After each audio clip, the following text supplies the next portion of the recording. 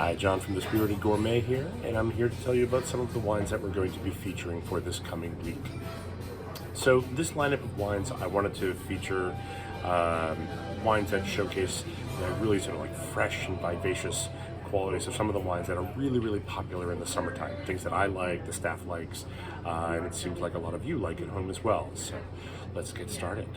The first is a New Zealand Sauvignon Blanc from Junta.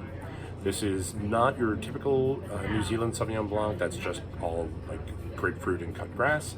This is a little bit weightier, a little bit more textural. Think like pear and lime and quince and white peach, a little bit floral. It's got just a touch more weight to it. Really tasty, really refreshing and satisfying. Next, we have a Chenin Blanc from Division Wine Company. This is from their Division Village series, which is sort of loosely based on wines from France. So in this case, this would be more like a Loire Valley Chenin Blanc, or based on a Loire Valley Chenin Blanc.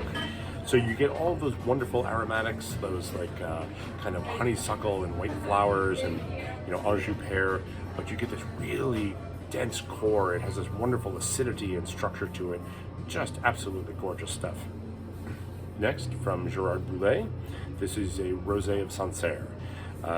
Rosé of Sancerre is made from 100% Pinot Noir, and unlike some producers that have plots that are dedicated to rosé, all of the fruit for the rosé is coming from the same old vine plots of Pinot Noir that he uses to make his Sancerre Rouge.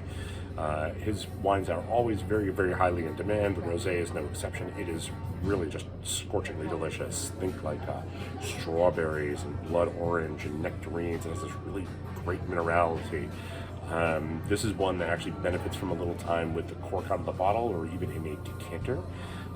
It just has this wonderful like secondary flavor that comes out with a little bit of time exposed to the air. Next, from southwestern France, from Cahors, this is Fabien Jouvez. This is his Côte de Fruit.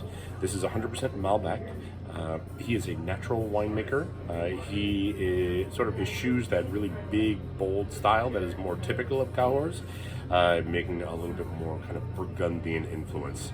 But you still get classic Malbec notes of like blackberries and plum, a little bit of sweet spice on the finish, but it is a little bit brighter, a little bit fresher. Throw it in the fridge for about a half hour. It is a backyard banger par excellence. Really gorgeous stuff. And last, from Vini Ravasco, this is the Consolato X. Forget what you know about Montepulciano d'Abruzzo, because this is 100% Montepulciano from Abruzzo, but it is nothing like what you expect.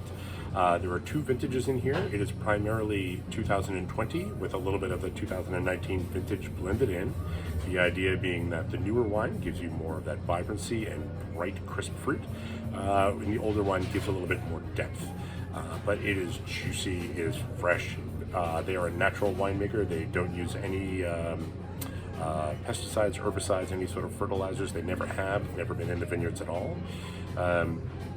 Juicy, think like red currants and strawberries. You get some of that richness that you expect from Montepulciano, but it comes off as more of like a succulence.